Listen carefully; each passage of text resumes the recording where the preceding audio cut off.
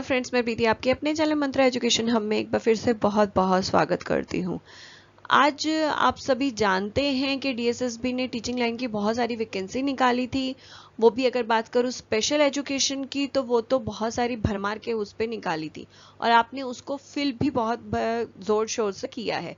जैसे ही आप लोगों ने फिल किया है और उसकी ज़ोर शोर पे प्रिपरेशन में भी मुझे पता है आप सभी लग गए हैं, लेकिन बाहर जब आप कोचिंग सेंटर्स पे जाते हैं तो आपकी पार्ट ए के जो है उसकी तो कोचिंग चल रही है, लेकिन पार्ट बी यानी जो स्पेसिफिक पेपर है उसकी कोचिंग बहुत अच्छे से नहीं चल रही है, जिसकी वजह से आप लोग परेशान हैं। तो उसी को ध्यान में रखते हुए मैं ये डीएसएसबी से रिगार्डिंग जो भी टॉपिक्स हैं उसको कवर करने की कोशिश कर रही हूँ ताकि आपके पेपर में ये किसी तरीके से हेल्पफुल हो। और मेरी वीडियो किसी तरीके से हेल्पफुल होंगी आपके लिए तो मुझे बहुत अच्छा लगेगा। तो आज भी आपकी प्रिपरेशन को ध्यान में रखते हुए मैं प्रीवियस पेपर लेकर आई हूँ। और ये जो पेपर है आपका 2014 के अंदर जो पोस्ट निकली थी टीजीटी स्पेशल एजुकेशन की, तो उसका ही पेपर है। तो आज हम इसी को सॉल्व करेंगे और इसी पे डिस्कस करेंगे। तो चलिए बिना वक्त ज़ाया किए हम आज की क्लास शुरू करते हैं और आगे बढ़ते हैं। लेकिन हाँ, आगे बढ़ने से पहले अगर आप ऐसे इन्फॉर्मेशन चाहते हैं, अपडेट चाहते हैं, तो जल्दी से चैनल को सब्सक्राइब और बेल आइकन को दबाना बिल्कुल मत भूलिएगा, जिससे इस चैनल पे आने वाली वीडियो की नोटिफिकेशन आपको जल्दी से मिले। अगर वीडियो पसंद आए तो लाइक और शेयर करना भी बिल्कुल मत भूलिएगा। यहाँ से सेक्शन बी शुरू होता है और यहाँ से स्पेसिफिक हमारी फील्ड या सब्जेक्ट से रिलेटेड क्वेश्चन आते हैं। यहाँ से जो है आपका सबसे पहला क्वेश्चन है, द फर्स्ट जनरेशन लर्नर में experience the greatest difficulty with. जो बच्चा है फर्स्ट जनरेशन लर्नर, उसको सबसे ज़्यादा डिफिकल्टी किस में होती है? सबसे ज़्यादा फर्स्ट जनरेशन जो लर्नर होता कौन से हैं? वो बच्चे होते हैं जिनके पेरेंट्स पढ़े लिखे नहीं होते, अपनी जनरेशन के अंदर सबसे पहले वो स्कूल गए हैं, तो उन बच्चों को फर्स्ट जनरेशन लर्नर कहा जाता है। ऐसे बच्चों को सबसे ज़्यादा सेल्फ स्टडी में दिक्कत होती है, क्योंकि जब सेल्फ स्टडी बच्चे कर रहे होते हैं तो पेरेंट उनके साथ नहीं होते हेल्प करने के लिए। क्योंकि आप एग्जाम्पल देती हूँ, एक बच्चा जब बैठ रहा है रीडिंग करने के लिए, अपनी सेल्फ स्टडी रीडिंग को इम्प्रूव करने के लिए, तो उस दौरान हो सकता है बच्चे को कुछ दिक्कत आए किसी वर्ड को मीनिंग को समझने में या प्रोनाउंसिएशन करने में। तो उस दौरान पेरेंट जो है उसकी हेल्प के लिए अवेलेबल नहीं होंगे, क्योंकि उनको खुद को वो चीज़ें नहीं आती हैं। तो सबसे ज़्यादा इसलिए सेल्फ स्टडी में बच्चों को दिक्कत होती है। वर्कशीट में जो है बच्चे को प्रॉब्लम हो सकती है, लॉन्ग क्वेश्चन में हो सकती है, लेकिन उसका जो है फर्स्ट जनरेशन लर्नर से कोई लिंक नहीं है। एक नॉर्मल बच्चे को भी इन चीज़ों में दिक्कत हो सकती है, लेकिन सेल्फ स्टडी बेसिकली जो रिलेट करता है वो इसी फर्स्ट जनरेशन लर्नर से ही करता है कि इन बच्चों को सबसे ज़्यादा जो दिक्कत सेल्फ स्टडी में आती है, घर में पढ़ने में आती है। इसके अलावा जो है नेक्स्ट क्वेश्चन है, child labour प्रोहिबिटेशन act 1986। Child labour प्रोहिबिटेशन act के बारे में आपको पता होना चाहिए। और चाइल्ड लेबर एक्ट जो है 1986 में आया था, लेबर एक्ट। और लेबर एक्ट हमारा कहता क्या है, 14 साल तक के बच्चों को 14 साल तक के बच्चों को हम लेबर जो है एक्ट के दौरान हम नहीं लगा सकते हैं, यानी उनको अलाउ नहीं है लेबर पर लगाना। ये हमारा सबसे पहला ही पॉइंट है। और उसके बाद कहीं भी किसी एक्ट में ये नहीं दे रखा है कि सिर्फ रिस्की जगह पे आप इसको नहीं लगा सकते लेबर, बाकी और जगह पे लगा सकते हैं, ऐसा कहीं नहीं है। उसके बाद ड्यूरिंग स्कूल आवर्स में भी आप उनके साथ काम नहीं करा सकते या काम करा सकते हैं। कहीं नहीं लिखा कि स्कूल टाइम के में आप या स्कूल टाइम के बाद लेबर का काम उनसे करवाएं। ना कि एम्प्लॉयर्स को उनकी एजुकेशन की जिम्मेदारी दी है। जब लेबर पे लगाना ही अलाउड नहीं है उन बच्चों को, 14 साल तक के बच्चों को, तो उनकी एजुकेशन तो पॉसिबल, एम्प्लॉयर को एजुकेशन की रिस्पॉन्सिबिलिटी देना पॉसिबल ही नहीं है। नेक्स्ट आ जाते हैं, the creative learner refer to one who is. इनमें से कौन सा बच्चा क्रिएटिव लर्नर होगा?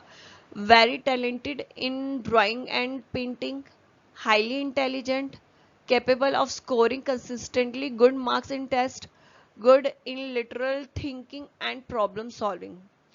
सबसे पहले तो मार्क्स वाला कट जाएगा, ज़रूरी नहीं है एक क्रिएटिव पर्सन अच्छे मार्क्स ही लेकर आए।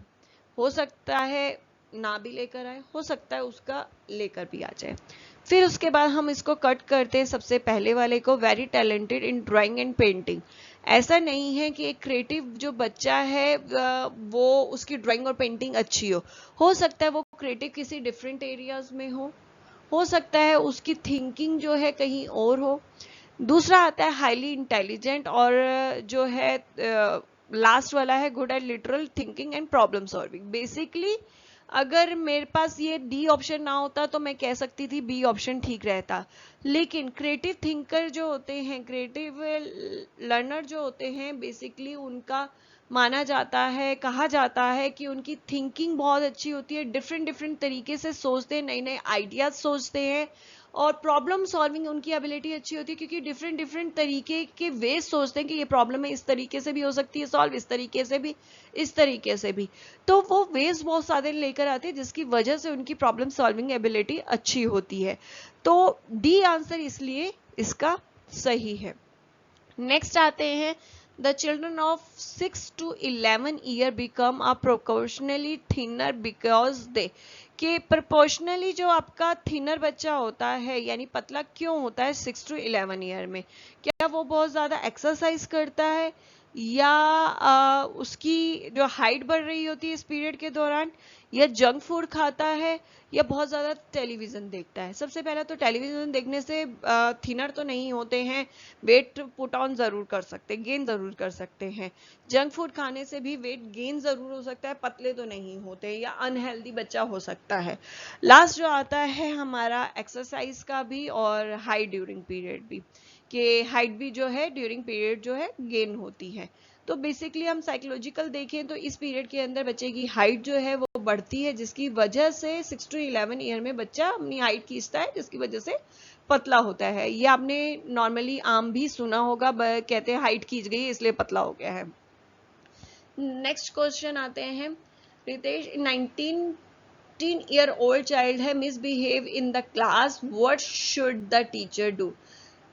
जो बच्चा है 19 ईयर का वो मिसबिहेव कर रहा है क्लास में, तो टीचर क्या करेगी? पेरेंट्स को इन्फॉर्म करेगी, पनिश करेगी, काउंसल करेगी, इग्नोर करेगी? तो ये एक टीचर की रिस्पॉन्सिबिलिटी है।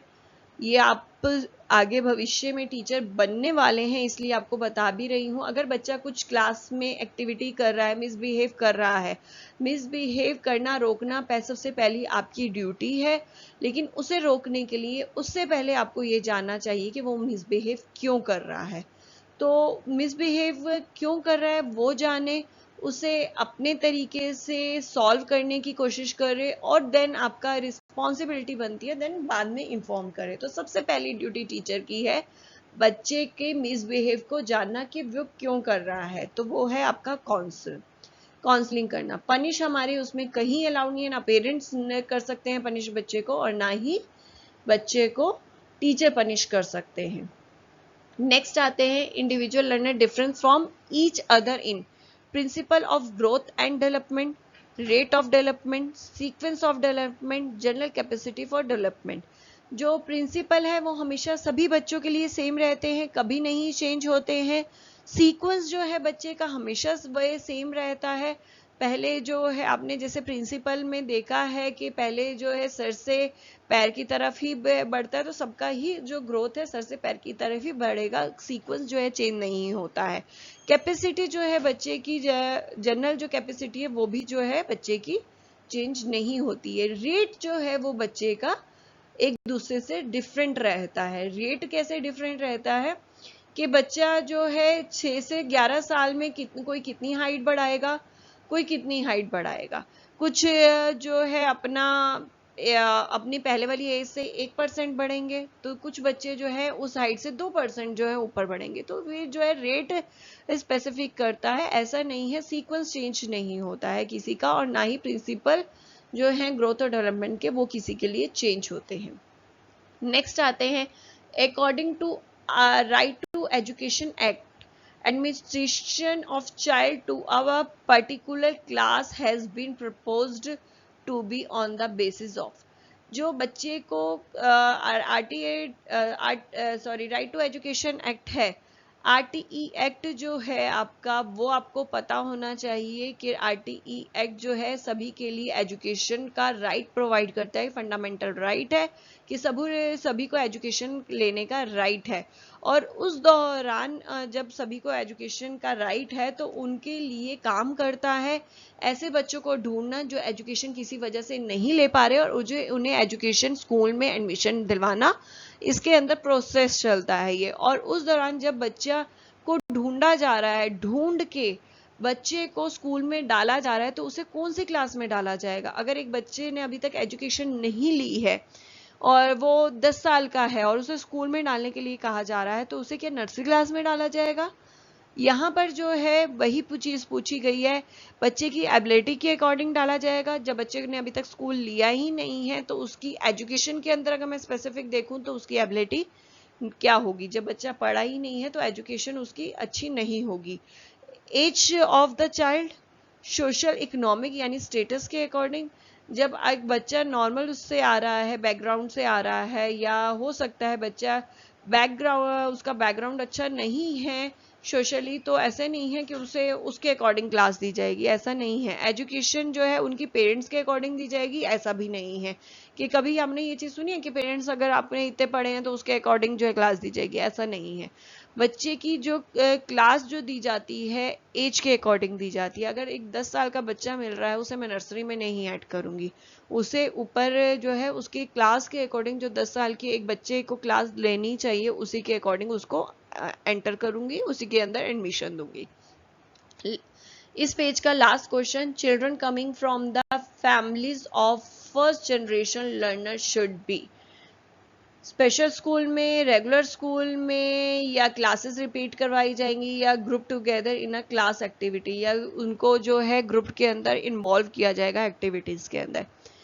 एक बच्चे के अगर पेरेंट्स नहीं पढ़े हुए तो बच्चे की गलती नहीं है, वो स्पेशल स्कूल में क्यों जाएगा, उसको कुछ प्रॉब्लम नहीं है। उसके बाद उसे रिपीट क्लासें क्यों करवाई जाएंगी अगर पेरेंट्स नहीं पढ़े। वो अगर जो है पढ़ पा रहा है, वो उसे अगर एडमिशन कर दिया है, सही तरीके से वो पढ़ रहा है, टेस्ट क्लियर कर रहा है, अपने इवैल्यूएशन सही कर रहा है, तो उसे मैं रिपीट क्यों करवाऊंगी। और ग्रुप के अंदर उनको एक्टिविटी करवाना क्लास के अंदर ठीक है, लेकिन जब सभी की होंगी तभी होगा, लेकिन बेसिकली उन्हें नॉर्मल स्कूल में जाना चाहिए अकॉर्डिंग टू एज। ये भी ध्यान रखिए, एक जैसी एज होगी उसी के अकॉर्डिंग उनको क्लास प्रोवाइड की जानी चाहिए। नेक्स्ट आते हैं, heredity is a consider as a social structure. Heredity is a consider as a static social structure, क्योंकि ये एक फिक्स्ड है, हमें पेरेंट्स से मिलता है, चेंज नहीं होता है, इसलिए इसका स्टैटिक सोशल स्ट्रक्चर आएगा। नेक्स्ट है आपका, certainly sponsor scheme of integrated education for disabled children aim at providing educational opportunity to children with disabilities in regular school, special school, open school या ब्लाइंड रिलीफ एसोसिएशन स्कूल। जो बच्चे हैं, जो disabled बच्चे हैं, उनके लिए एक स्कीम बनाई, integrated education for disabled children. तो वो उसका एम क्या है इनमें से आपको बताना है, ये आपको पता होना चाहिए। इंटीग्रेटेड एजुकेशन की यहाँ पे बात हो रही है, तो ना स्पेशल स्कूल होगा ना ओपन स्कूल होगा, और सभी बच्चों की बात हो रही है, सभी डिसेबल्ड बच्चों की, तो स्पेसिफिक ब्लाइंड रिलीफ एसोसिएशन तो बिल्कुल ही नहीं होगा। तो बच्चा क्या, रेगुलर स्कूल इसका आंसर है। लेकिन आपको फिर भी पता होना चाहिए इंटीग्रेटेड एजुकेशन कौन सी होती है, जिसके अंदर सभी बच्चों को, जो डिसेबल्ड बच्चे हैं उन बच्चों को रेगुलर स्कूल के अंदर एडमिशन देने की और उनके साथ जो है बच्चों को पढ़ने की फैसिलिटी प्रोवाइड करता है। नेक्स्ट आता है, dyslexia is a behaviour disorder, neurological disorder, genetic disorder या मेंटली डिसऑर्डर। डिसलेक्सिया जो है न्यूरोलॉजिकल डिसऑर्डर है, क्योंकि इसका जो ब्रेन, जो बच्चों के ब्रेन होता है, ब्रेन के बहुत सारे पार्ट हैं, वो सही तरीके से फंक्शन नहीं कर पाते हैं, सही तरीके से प्रोसेस नहीं हो पाता है, जिसकी वजह से बच्चों को ये प्रॉब्लम होती है। इसलिए यहाँ पर जो ऑप्शन होगा आपका न्यूरोलॉजिकल डिसऑर्डर होगा। नेक्स्ट आता है, which of the following is not a sign of reading difficulty among young children learners. इसमें एक चीज याद रखिए, नॉट पूछा गया है, इस चीज का ध्यान रखिए। तो लेटर एंड वर्ड रिकॉग्नाइजेशन, ये तो बच्चों में डिफिकल्टी होती है रीडिंग करते वक्त। रीडिंग स्पीड एंड फ्लुएंसी, ये भी बच्चों में दिक्कत होती है। नेक्स्ट आता है अंडरस्टैंडिंग वर्ड एंड आइडिया। जब बच्चे को आइडियाज आते हैं या अंडरस्टैंड वर्ड्स करना होता है या बोलने के लिए वर्ड्स करने होते हैं, तब वहां पे बच्चे को दिक्कत नहीं होती है। स्पेलिंग एंड कंसिस्टेंसी, वहां बच्चे को दिक्कत होती है, यानी आंसर आपका सी हुआ। नेक्स्ट आते हैं, विच of the following is not the characteristic features of intrinsically motivated children. यहाँ पर जो है आपको बताना है कि अंदर से हमारे कौन से मोटिवेशन आता है। तो इसके मोटिवेशन नहीं आता है। यहाँ पे नॉट की बात पूछी गई है। तो सबसे पहले इंजॉय करना हमारा इंट्रिंसिक मोटिवेशन है। नेक्स्ट हमारा हाई लेवल ऑफ एनर्जी, ये भी हमारा जो है इंट्रिंसिक मोटिवेशन है, एनर्जी हमारी आती है। और चैलेंजिंग टास्क को लाइक करना, जब भी हम लाइक की बात करते हैं तो वो भी हमारा इंट्रिंसिक मोटिवेशन होता है। द ऑलवेज सक्सीड, हमेशा जीतना, ये हमारा एक्सट्रिंसिक मोटिवेशन है। रीजन, क्योंकि बाहर से कंपटीशन हो रहे हैं, तो बाहर वो परफॉर्म कर रहा है, फिर उसे जीतने के लिए फर्स्ट या सेकंड प्राइज दिया जा रहा है, यानी या उसे बताया जा रहा है कि आप फर्स्ट है, तो ये सारी चीजें बाहर हो रही है, तो बाहर का है ये एक्सट्रिंसिक मोटिवेशन। लेकिन ये यानी यहाँ इसका आंसर जो हुआ आपका ए। नेक्स्ट आता है, the statement man are generally more intelligent than women. Man women से ज्यादा इंटेलिजेंट होते हैं, ये is true, may be true, show gender bias, या is true of difficulty domain of intelligent. एक चीज याद रखिए, यहाँ पर साइकोलॉजी में कुछ भी कह रखा हो कि मैथ्स जो है बॉयज की अच्छी होती है या गर्ल्स की अच्छी होती है या गर्ल्स की आर्टिस्ट अच्छी होती हैं, ये जो भी हो व्हाटएवर, लेकिन जब एजुकेशन की बात होती है तो वहां पर जो है सभी बॉयज गर्ल्स इक्वल हैं, सभी को इक्वल अपॉर्चुनिटी मिलनी चाहिए, सबकी एबिलिटी एक समान है, जब आप देंगे तभी उसे इंक्रीज होगी। तो यहाँ पर जो बात हो रही है जेंडर बाइस की हो रही है, तो शो जेंडर बाइस यहाँ पे यानी सी इसका आंसर होगा। नेक्स्ट है, cherry took her class for the field trip and after coming back she discussed the trip with her student. It may be concerned as assessment of learning, assessment for learning, या learning for assessment, या learning of assessment। Cherry अपने बच्चे को एक field trip पे लेकर गई है। जब फील्ड ट्रिप पे लेकर गई, वहां से बच्चे घूम घाम के आ गए, तो वहां से आने के बाद बच्चे से कंसर्न कर रही है कि किस तरीके से बच्चों ने उसको ऑब्जर्व किया, क्या उन्होंने सीखा। तो वहां पे ये पूछना चाह रहे हैं कि बच्चे एक पहले लर्निंग किया, लर्निंग के बाद जो है असेसमेंट हो रहा है, यानी लर्निंग का असेसमेंट हो रहा है, यानी आंसर है असेसमेंट ऑफ लर्निंग, लर्निंग का असेसमेंट। इसके अलावा सीधा सा आंसर है, मैंने आपको क्वेश्चन में से ही निकाल के बता दिया है कि जब बाहर घूमने गए हैं, घूम के बच्चा लर्निंग करके आ रहा है, लर्निंग करने के बाद देन उससे क्वेश्चनिंग की जा रही है ताकि उसका टीचर असेसमेंट कर सके। तो असेसमेंट किसका हो रहा है? लर्निंग का असेसमेंट हो रहा है, यानी assessment of learning.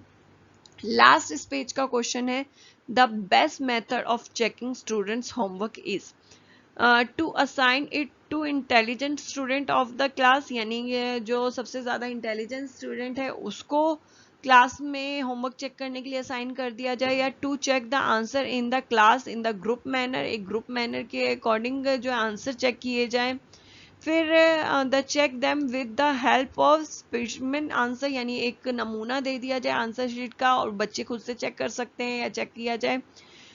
The check by the teacher himself in a regular way, सीधी सी बात है, जब आपने काम दिया है तो आप ही चेक करेंगे और रेगुलर वे में करें, ताकि बच्चे को जो है जब आपने दिया और डेली बेसिस पे आप जब उसे चेक करेंगे तो उसका रिजल्ट बच्चे को उसी वक्त मिलेगा, तो उसको अपनी गलतियों का पता लगेगा। अब आपने काम दिया, काम देकर उसके 10 दिन बाद उसे चेक करो, उसे यही नहीं याद होगा कि मैंने क्या किया था, मैंने कहाँ गलती की, तो इसलिए उसे रेगुलर वे में चेक करना ज्यादा जरूरी है। इंटेलिजेंट अगर बच्चे को दे देंगे तो वो भी गलत है, क्योंकि एक बच्चे को सपोर्ट आप कर रहे हैं और दूसरे बच्चे को आप निग्लेक्ट कर रहे हैं, उसका काम उसको देकर, उसकी गलतियां दूसरे बच्चे को बता के आप उसके मन में जो है निग्लेक्ट की फीलिंग डाल रहे हैं, या ये कह सकते हैं उन्हें नीचा दिखाने, बच्चा शेम फील कर सकता है। बहुत सारे जो है इमोशन बच्चे के मन में या ब्रेन में, माइंड में थिंकिंग आ सकती है।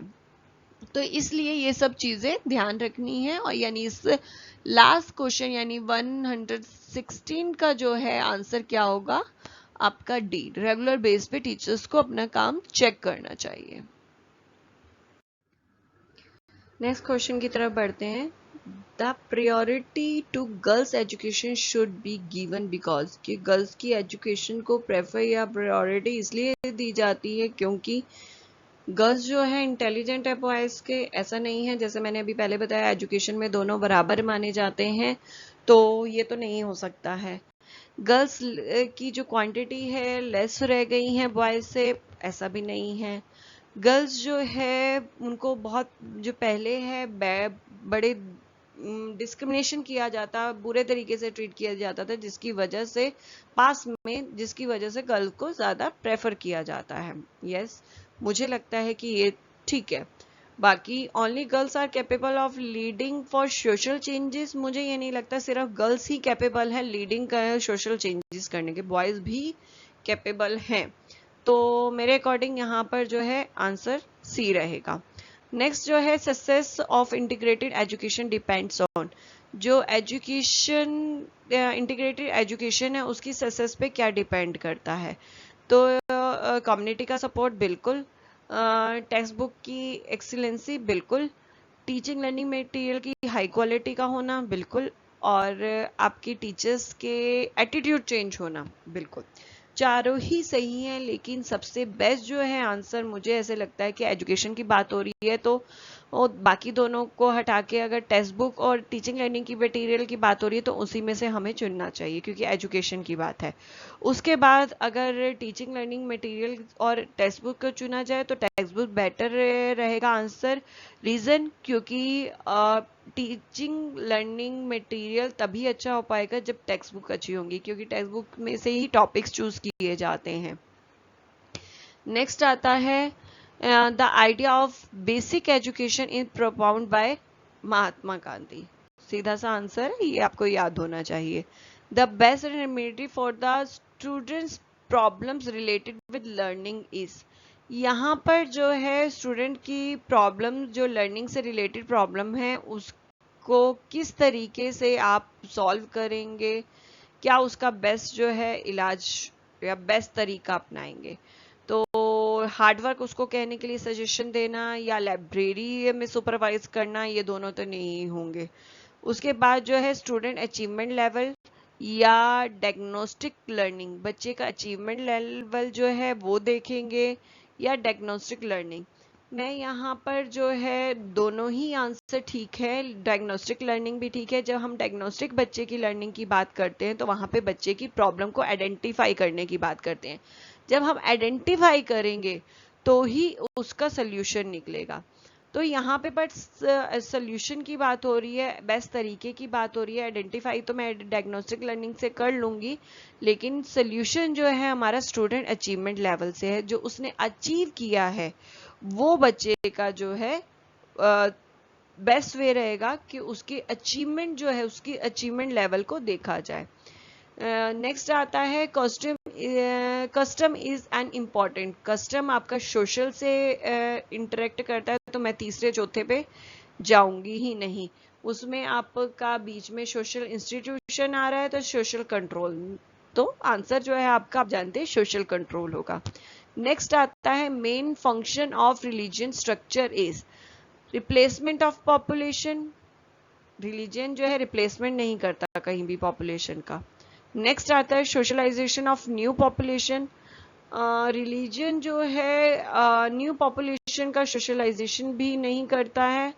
Next maintenance of sense of purpose, production and distribution of good and service, जो गुड्स और सर्विस को डिवाइड करने के लिए भी रिलीजन नहीं बनाया गया। रिलीजन एक तरीके की सेंस है और उसका पर्पस है, उसको मेंटेन करने के लिए जो है रिलीजन बनाए गए हैं। आपको पता है कि हर रिलीजन का अपना एक पर्पस है कि और उसकी सेंस है, उसी से रिलेटेड रिलीजन बनाए गए हैं। नेक्स्ट सेम क्वेश्चन है लेकिन एजुकेशन स्ट्रक्चर की बात करनी है और सेम ही यहाँ पर दे रखे हैं, नहीं कुछ चेंजेस हैं उसमें। रिप्लेसमेंट और पॉपुलेशन, एजुकेशन भी रिप्लेसमेंट नहीं करती पॉपुलेशन की। Socialization of new population, maintenance of a sense of purpose, यहाँ पे जो है मेंटेनेंस की बात नहीं होती है, सेंस और पर्पस की बात नहीं होती, सिस्टम मेंटेनेंस।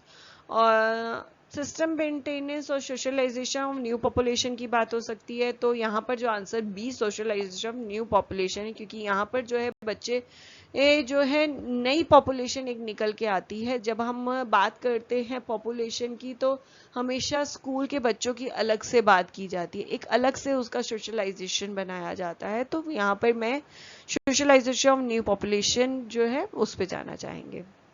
नेक्स्ट है the state is the national institute was maintained by Plato, last D. Next है आपका social equality is supported by, किसको सपोर्ट करती है सोशल इक्वालिटी? सोशल इक्वालिटी है तो आपका सोशलिज्म पर ही बेस्ड होगी, सीधा सा है, तीसरे और चौथे ऑप्शन पे जाना ही नहीं है। सोशलाइजेशन इक्वालिटी है तो आपका सोशलाइज्म सब पे ही डिपेंड होगी।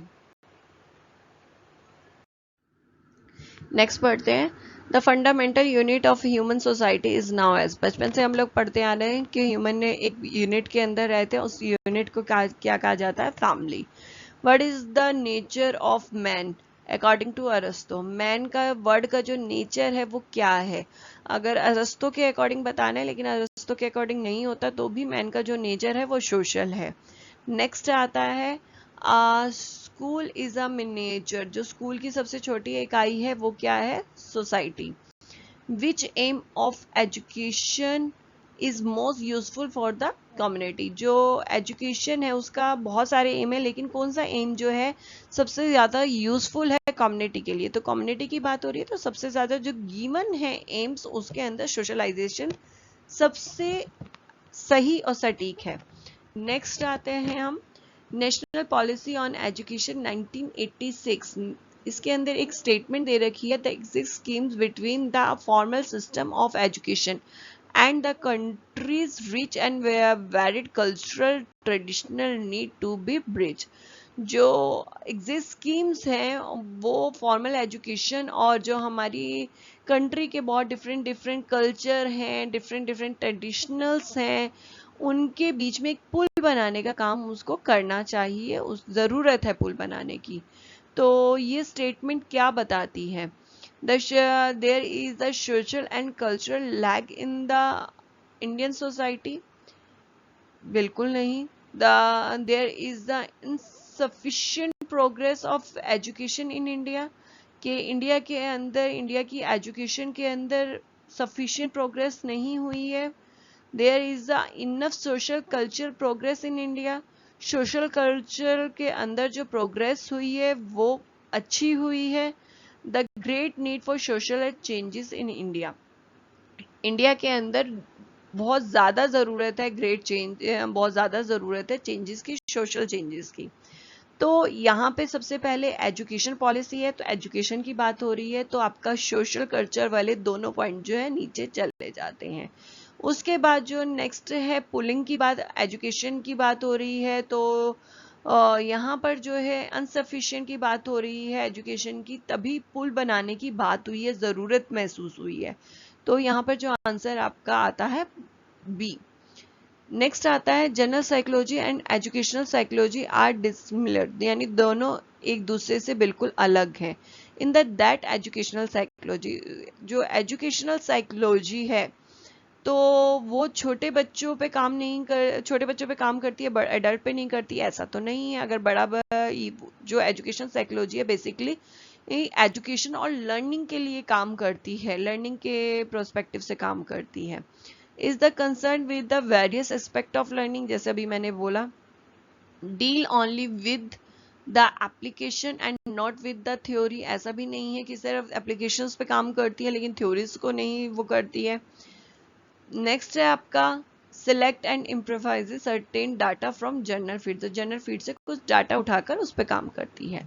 तो बेसिकली हम देखें तो बी और डी दोनों ठीक है एजुकेशन साइकोलॉजी के लिए, लेकिन इसमें से कौन सा आएगा? डी आएगा। रीजन, क्योंकि यहाँ पर जब ऊपर बात हो रही है जनरल साइकोलॉजी और एजुकेशनल साइकोलॉजी को अलग करने की बात हो रही है, तो साथ ही साथ ये भी हो रहा है कि अगर वो उसको अलग करती है तो क्या होता है, एजुकेशन साइकोलॉजी जनरल फील्ड के डाटा कलेक्ट करती है।